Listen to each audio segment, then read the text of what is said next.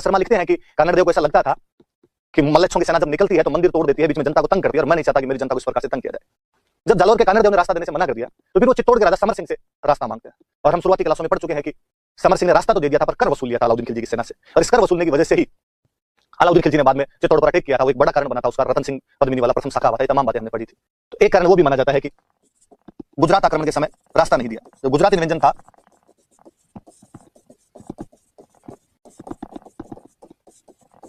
कि गुजरात आक्रमण के समय कानड़देव सोनग्रा जो था वो उन्हें रास्ता नहीं देता। किसकी सेना को? तो अलाउद्दीन खिलजी की सेना को उसने रास्ता नहीं दिया था। ठीक। और कहते हैं कि गुजरात गए खिलजी, गुजरात को उन्होंने लूटा, सोमनाथ का मंदिर तोड़ दिया था उन्होंने, शिवलिंग ध्वस्त कर दिया था।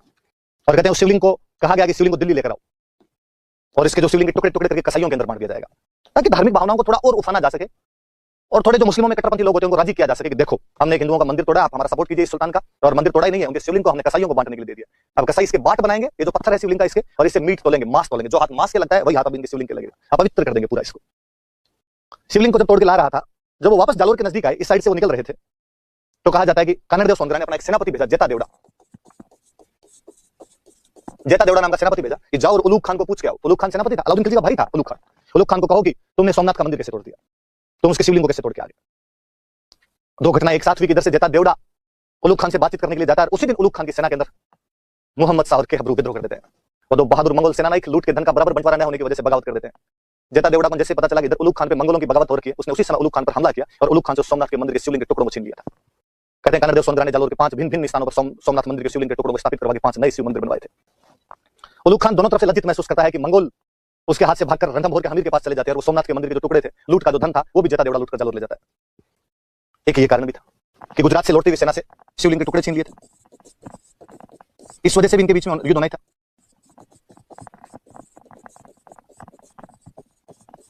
ये बात याद रखना।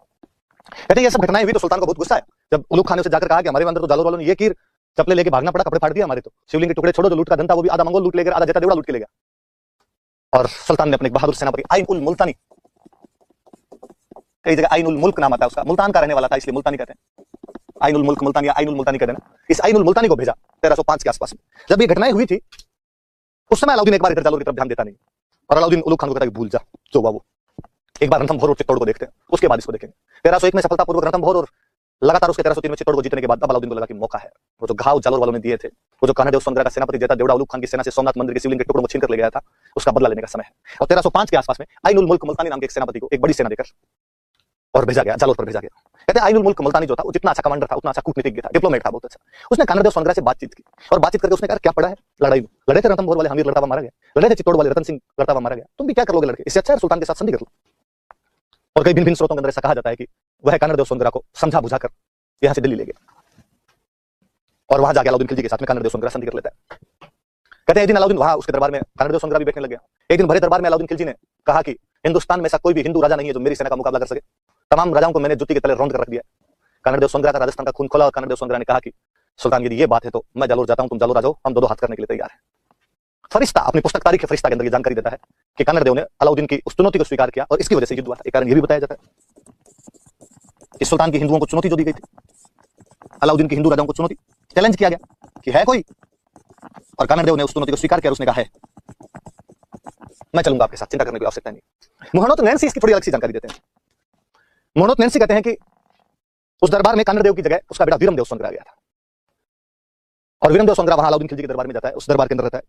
कई इतिहासकार कहते हैं दोनों बाप बेटे गए थे, पर ऐसी कोई घटना हुई होगी तभी ऐसी कोई बातें चली होगी कि भाई कानड़देव और वीरमदेव दोनों चले गए थे उस दरबार के अंदर। वीरमदेव के बारे में कहा जाता है कि वीरमदेव हैंडसम राजकुमार था, अपने टाइम का रणवीर कपूर था, हाजिर जवाब बहुत अच्छा, बोलने में सेंस ऑफ ह्यूमर बहुत शानदार था, विटी।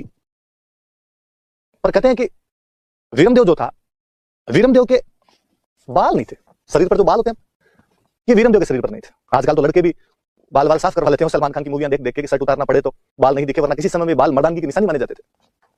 वीरमदेव के ये बाल नहीं थे शरीर पर इतने। एक दिन अलाउद्दीन खिलजी ने मजाक मजाक के अंदर कहा कि राजकुमार वीरमदेव, जब भगवान बाल बांट रहा था तुम कहां रह गए थे, तुम्हारे पास बाल कैसे नहीं है, तुम्हारे शरीर पर बाल कैसे नहीं है।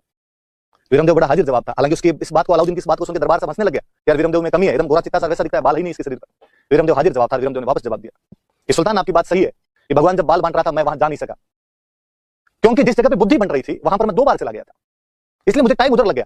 इसलिए जब मैं बाल वाले स्टॉल पर पहुंचा तो मुझे पता चला कि बाल खत्म हो गए, क्योंकि उस स्टॉल पर आप 2 बार चले गए थे। अलाउद्दीन खिलजी के शरीर पर खूब सारे बाल थे। वीरमदेव अपने उस हाजिर जवाब के आंसर के द्वारा यह साबित करना चाहता था कि मेरे में बुद्धि डबल है, आप बुद्धि से 0 हो। आपके बाल डबल है, मेरे बाल 0 है।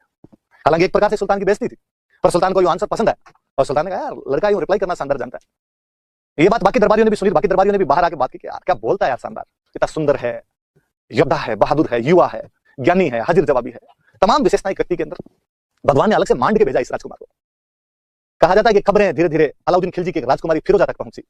शहजादी फिरोजा के समाचार उसकी सहेलियों द्वारा मिलते हैं कि आजकल इस प्रकार राजस्थान के जालोर का एक राजकुमार वीरमदेव सुल्तान के दरबार के अंदर है, और उसके तमाम गुणों की चर्चा इस समय जालोर की लहरों के अंदर, जालोर की हवाओं के अंदर गूंज रही थी, दिल्ली की हवाओं में गूंज रही थी। संयोग से एक दिन वीरमदेव सुबह सुबह जिम जाके वापस आ रहा था, कसरत वसरत करके वापस आ रहा था, टी शर्ट हाथ के अंदर ले रखा था। उस गठीले बदन के नौजवान को फिरोजा अपनी सहेलियों के साथ में अपने महल के अंदर से देखती है। Love at first sight. Firoza पहली नजर में उसको अपना दिल दे बैठती है। और अब फिरोजा ने कहा कि शादी करूं तो केवल वीरमदेव से करूं, इसके अलावा किसी से शादी नहीं करूं। सुल्तान अलाउद्दीन खिलजी को जब इस बात का पता चला कि उसकी बेटी फिरोजा वीरमदेव से विवाह करना चाहती है, उसने मना किया। लाहौल बिल्ला कुव्वत, गुस्ताख लड़की, वो गैर मजहब के लोग हैं, काफिर हैं, काफिरों के साथ हम रिश्ता कैसे जोड़ सकते हैं। कहा जाता है कि फिरोजा की मम्मी नहीं थी, उसकी मम्मी की पहले डेथ हो गई थी। फिरोजा रोई और फिरोजा ने कहा अब्बा आप मेरी शादी मेरे प्रेमी से या जिससे मैं प्यार करती हूं नहीं करना चाहते। यदि मेरी मम्मी आज जिंदा होती तो शादी करवा देती। मैं बिना मां की बेटी हूं ना, इसलिए आप अत्याचार करते हो। पिता का हृदय द्रवित हुआ और पिता ने कहा कि यदि तुम्हारी यही इच्छा है तो मैं स्वयं कानरदेव वीरमदेव के पास तुम्हारा रिश्ता लेकर जाऊंगा। सुल्तान गया और सुल्तान ने जाकर कहा कानरदेव वीरमदेव को कि मेरी बेटी फिरोजा वीरमदेव से विवाह करना चाहती है, प्यार करती है। पर वो दोनों इस बात के लिए तैयार नहीं थे। कानरदेव नहीं चाहता था कि मेरे बेटे के साथ में वीरमदेव की शादी हो, ना वीरमदेव चाहता था कि फिरोजा के साथ उसकी शादी। वो विधर्मियों के साथ में विवाह नहीं करना चाहते थे। पर यदि वहां दिल्ली में सुल्तान को मना कर दिया जाए कि हम शादी नहीं करेंगे, तो सुल्तान शाम से पहले पकौड़े बना खा जाए आपके। तो उन दोनों ने इस बार कूटनीति का प्रयोग किया। उन्होंने कहा रही थी बड़ी बात कर दी सुल्तान आपने, कहा आप पूरे दिल्ली के सुल्तान, पूरे भारत पर अधिकार करने वाले, कहा आप जालोर के राजा, आप यार अपने बराबर का कोई बादशाह सुल्तान देखो, नवाब देखो, उसमें शादी करो यार, हमने कहा शादी कर रहे हो, हमारे तो पैसे वैसे नहीं है, हमारे पास तो गरीब लोग हैं, हम तो एकदम राजस्थान के। और अलाउद्दीन ने कहा इसमें अमीरी गरीबी वाली कहां बात है, लड़का अच्छा होना चाहिए, लड़का योग्य है, राजस्थान और क्वालिटी दोनों के टेस्ट दिए इसने, नंबर भी अच्छे आ रहे हैं, इसके रैंक आ रही है, बोले ऐप में रैंक नहीं आती, पर हमने अंदरूनी पता लगाया है कि इसके एकदम अच्छे परसेंटेज वगैरह आ रहे हैं, लाइव क्लास भी सारी लेता है एकदम। इसके साथ ही और तुम धन की चिंता मत करो, यदि तुम्हारे पास धन वगैरह नहीं है शादी के लिए तो मेरे से ले जाओ, तुम अपने उनका ये काम कर दो, धन दे। और कहते हैं वहां से कानरदेव वीरमदेव वहां से धन लेकर आए और आगे पहले तो जालोर के किले को ऊंचा ऊंचा करवाया। याद हम पढ़ते हैं कि कल्ला रायमल तकबर से लेकर आता है सिवाना के किले की मरम्मत करवा देता है। इस बार यही काम कानरदेव सोनगरा वीरमदेव सोनगरा कर रहे हैं। अलाउद्दीन खिलजी से धन लाकर जालोर के किले का पुनर्निर्माण, मरम्मत करवा रहे, रिकंस्ट्रक्शन करवा रहे। अपनी पूरी तैयारियां करने के बाद में यहाँ से कानरदेव वीरमदेव ने अलाउद्दीन के पास समाचार भेजा कि हम तो ब्याह आज करें ना कल करें, तेरे जो जी में है ना वो कर लेना। कहते हैं अलाउद्दीन इस वजह से भी कुपित था कि उन्होंने उसकी बेटी का रिश्ता ठुकरा दिया था। ये बात भी याद रखना फिरोजा वाली। तो कई कारण हो गए थे जिनकी वजह से और यहाँ पर अलाउद्दीन और कानरदेव के बीच के अंदर युद्ध असंभव ही हो गया था, नेसेसरी हो गया था, कंपल्सरी हो गया था। क्या कारण मैं एक बार फिर बता दूं कि जालोर स्ट्रेटेजिकली ऐसी जगह पर स्थित था कि वो दिल्ली से दक्षिण भारत जाने वाले तथा दिल्ली से गुजरात जाने वाले मार्ग के बीच में आता था और वहां पर नियंत्रण स्थापित करके उन रास्तों को आबाद किया जा सकता था, उन रास्तों पे कोई भी दिक्कतें उनको दूर किया जा सकता था। अलाउद्दीन खिलजी एक इंपीरियलिस्टिक एम्बिशियस रूलर था, वो चाहता था कि उसके साम्राज्य का विस्तार पूरे भारत में हो। जब रणथंभौर चित्तौड़ को हस्तगत कर चुका था तो जालोर पर आक्रमण स्वाभाविक सी बात थी। जब 1298-99 में गुजरात आक्रमण के लिए अलाउद्दीन खिलजी की सेना जा रही थी उलूग खान और नसरत खान के नेतृत्व में, उस समय कानरदेव सोनगरा ने उन्हें जालोर से जाने की इजाजत नहीं दी थी, परमिशन नहीं दी थी, जालोर से गुजरने नहीं दिया था। जब खिलजी सेना सोमनाथ मंदिर के शिवलिंग के टुकड़ों को छीनकर वापस ला रही थी तब कानरदेव सोनगरा का सेनापति जेठा देवड़ा अचानक आक्रमण करके उलूग खान से वो शिवलिंग के टुकड़े छीन लेता है। इस वजह से भी सुल्तान बहुत नाराज था। ऐसा कहा जाता है कि 1305 में उसने अपने सेनापति आइनुल मुल्क मुल्तानी को जालोर पर आक्रमण करने के लिए भेजा, पर आइनुल मुल्क मुल्तानी कानरदेव सोनगरा को समझा बुझाकर यहाँ से ले गया। और तारीख फरिश्ता में फरिश्ता ऐसा लिखता है कि एक दिन दिल्ली दरबार में अलाउद्दीन खिलजी ने जब हिंदुओं को चुनौती दी कि कोई भी हिंदू मेरा मुकाबला नहीं कर सकता तो कानरदेव ने इस चुनौती को स्वीकार कर लिया था। मोहम्मद नैन्सी कहते हैं कि इसके पीछे अलाउद्दीन की पुत्री फिरोजा तथा कानरदेव के बेटे वीरमदेव की प्रेम कहानी भी है, जिसमें फिरोजा वीरमदेव से एक तरफा मोहब्बत किया करती थी और जब इन्होंने विवाह का निमंत्रण स्वीकार कर दिया था तो सुल्तान गुस्सा होकर जालोर पर आक्रमण कर देता। कई अलग अलग कारण है, मैंने सारे कारण आपको बता दिए। हम आगे बढ़ते हैं। कहा जाता है कि अलाउद्दीन खिलजी ने अब कहा कि अब बातचीत के सारे रास्ते जब बंद हो गए, अब अपने को लड़ाई करनी ही पड़ेगी, अब अपने को युद्ध करना ही पड़ेगा। मैंने बताया था कि जिस प्रकार रणथंभौर को जीतने के लिए झाइन को जीतना जरूरी था, क्योंकि झाइन के किले को रणथंभौर की चाबी कहा जाता था, उसी प्रकार यदि आपको जालोर जीतना है तो उससे पहले सिवाना जीतना पड़ेगा और सिवाना को जालोर की चाबी कहा जाता था। इसलिए अलाउद्दीन खिलजी ने एक बड़ी सेना सिवाना पर अधिकार करने के लिए भेजी। 1308 में वह सिवाना पर आक्रमण कर देता है। सिवाना जो कि की ऑफ जालोर था, जो कि जालोर की कुंजी या जालोर की चाबी था। उस समय सिवाना पर कानरदेव सोनगरा के दो भतीजे सातल और सोम, सातल देव सोनगरा और सोमदेव सोनगरा नियंत्रण कर रहे थे। कानरदेव ने अपने दो भतीजों की ड्यूटी वहां पर लगा रखी थी, सातल देव सोनगरा और सोमदेव सोनगरा की, तुम सिवाना संभालो। वो सिवाना संभालने में लगे हुए थे। याद रहे थोड़ा सा कि सातल देव का नाम अपनी कई किताबें शीतल देव लिख देती है, नहीं भाई इसका नाम सातल देव था। भयंकर लंबा चौड़ा डील का डाकी टाइप का आदमी था, 7 फीट के आसपास में हाइट थी, कोई 1.5 क्विंटल वजन था। कहते हैं कि इसको मरने के बाद में जब इसकी लाश लेके आए थे तो तुर्क सैनिकों को इसकी लाश पड़ी से डर लगा था कि यार ऐसे भी आदमी होते हैं क्या, रंग डील का डाकिया भयंकर वाला ये आदमी। तो मुझे लगता है उस आदमी का नाम शीतल लिखना उस आदमी का भेद अपमान है, ऐसे नहीं किया जाना चाहिए। या तो बॉलीवुड की मूवी है चुप चुप के, जिस मूवी में कोई कहता है बस शीतल से कौन लड़ेगा, और राजपाल यादव तैयार हो जाता है शीतल से मैं लड़ूंगा, शीतल से मैं लड़ूंगा, और फिर शीतल उसी प्रकार सातल देव के रूप में आता है और राजपाल यादव कहता है यार लड़कियों के नाम रख करके तुम कंफ्यूज मत किया करो। तो सातल देव और सोमदेव सोनग्रा वहां पर किले का नियंत्रण संभाल रहे। तुर्क खिलजी सेना जो थी वो चारों तरफ से आकर घेर लेती है सिवाना को, लेकिन सातल देव और सोमदेव उतनी बहादुरी के साथ किले के अंदर से अपनी पूरी तैयारियों के साथ में खिलजी सेना का मुकाबला करते हैं। इवन खिलजी सेना के सेनापति नाहर खान को मार दिया जाता है। नाहर खान इसी आक्रमण के अंदर लड़ता हुआ मारा गया, सिवाना वाले आक्रमण के अंदर। नाहर खान की मृत्यु के जब समाचार सुने तो अलाउद्दीन खिलजी खुद एक बहुत बड़ी सेना लेकर आया। फाइनली जब उसे लगा कि किला तोड़ना मुश्किल है, बाहर से किले पर विजय नहीं प्राप्त की जा सकती, तो एक बार फिर उसने उसी छल बल साम दाम दंड भेद का प्रयोग किया और किले के एक सैनिक को विश्वासघात करने के लिए तैयार कर लिया। एक बहेल सैनिक था, बहेल कास्ट होती है, उस बहेल जाति का एक सैनिक था, उसको अपनी तरफ मिला लिया। एक बार फिर वही इतिहास दोहराया गया जैसा कि रणथंभोर में किया गया था, और किले का जो पानी था उसको दूषित कर दिया गया, गोरक्त मिला दिया गया उस बहेल सैनिक की सहायता से। उसे लोभ लालच दिए गए कि हम तेरे को राजा बना देंगे, पैसे टके दिए गए, वो इसके लिए तैयार हो गया। जब किले का पानी दूषित हो गया तो और कोई तरीका नहीं बचा। अब सातल देव और सोमदेव यहाँ पर शाखा करते हैं। ये सिवाना का पहला शाखा था, सिवाना का प्रथम शाखा 1308 ईस्वी। आपको पढ़ा चुका हूं कि सिवाना में दो शाखे हुए थे। सिवाना का पहला शाखा 1308 ईस्वी में हुआ जब अलाउद्दीन खिलजी के आक्रमण के समय कन्नड़ देव सोनग्रा के दो भतीजे सातल देव सोनग्रा और सोमदेव सोनग्रा यहाँ पर युद्ध करते हैं और लड़ते हुए मारे जाते हैं। मैंने और बताया था कि 1589 के अंदर कल्ला रायमलोट अकबर की सेना के खिलाफ लड़ता हुआ मारा गया था, जो कि सिवाना का दूसरा शाखा था। तो अपने सिवाना में दो शाखे थे, पहला ये चौहानों वाला शाखा, दूसरा वो राठौड़ों का शाखा था, कल्ला रायमलोट का शाखा। अलाउद्दीन खिलजी यहाँ पर कब्जा करता है, कब्जा करके सिवाना का नाम बदल देता है और सिवाना का नाम बदल कर देता है खेराबाद। अपने एक सेनापति को यहाँ का प्रशासक बना देता है, कमालुद्दीन गुर्ग। उसका मुख्य गुर्गा रहा होगा कमालुद्दीन, उसने कहा कमाल के गुर्ग तुम यह सिवाना को संभालो। तो कमालुद्दीन गुर्ग को यहाँ का प्रशासक बनाया और सुल्तान उसके बाद वापस लौट जाता है। एक बार उसने कहा सिवाना वाला तो अपने अंडर में लो। इतना थोड़ा सा याद रखना, आप ये सारी बातें याद रखना कि अलाउद्दीन खिलजी ने सिवाना पर आक्रमण किया 1308 में, क्योंकि जालोर जीतने के लिए सिवाना जीतना जरूरी था। सातल देव सोनग्रा और सोमदेव सोनग्रा जो कन्नड़ देव के भतीजे हैं वो जालोर सिवाना की रक्षा करते हैं। सुल्तान का सेनापति नाहर खान इसमें मारा जाता है, सुल्तान खुद आता है। बहेल सैनिक के विश्वासघात की वजह से किले के गेट खोलने पड़ते हैं। 1308 में सिवाना का पहला शाखा सुल्तान यहाँ कब्जा करके इसका नाम खेराबाद कर देता है और अपने बंदे कमालुद्दीन गुर्ग को यहाँ की व्यवस्था सौंप देता है। यहाँ एक चीज और लिखिए, मालकाना का युद्ध। इस पेज पे जगह नहीं बच रही, मैं अगले पेज पे पढ़ा दूं आपको। मालकाना के युद्ध की बात करते हैं।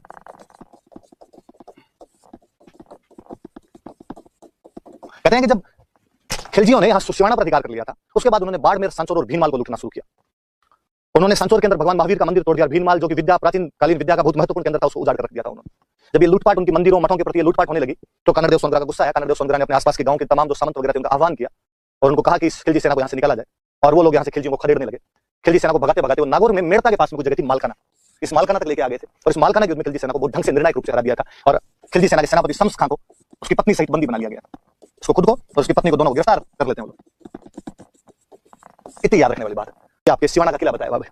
सिवाना का किला जिसे राठौड़ों की शरण स्थली कहा जाता है, सिवाना का किला जिसे जालोर की कुंजी कहा जाता है, जो किसी समय वीर नारायण पंवार द्वारा बनाया गया था, कालांतर के अंदर दो शाखों का साक्षी बना, जिसके अंदर एक शाखा आपके सातल देव और सोमदेव का 1308 का है और दूसरा कल्ला रायमलोट का 1589 का है। अलाउद्दीन खिलजी 1311 में जालोर पर अटैक कर देता है। इसके बाद 1308 में उसने यहाँ पर किया था, 1311 में उसने जालोर पर अटैक कर दिया था। कहा जाता है कि यहाँ पर अटैक से पहले जब वो अटैक की तैयारियां कर रहा था, यहाँ पे कमालुद्दीन गुर्ग जो कि उसका सेनापति सिवाना में था, उसको ऑर्डर दे रहा था कि अब हमें आगे बढ़ना, जालोर की तरफ जाना। फिरोजा ने एक बार वापस जीत की और फिरोजा का डैडी वीरम के कुछ नहीं होना चाहिए, मैं शादी करूंगी तो केवल वीरम से करूंगी। सुल्तान ने वापस समझाया कि बेटी कुछ तो समझ, वो तैयार ही नहीं है शादी के लिए, लड़ाइयां कर रहे हैं, तो इसे दुश्मन से शादी करने के लिए तैयार हो रही है।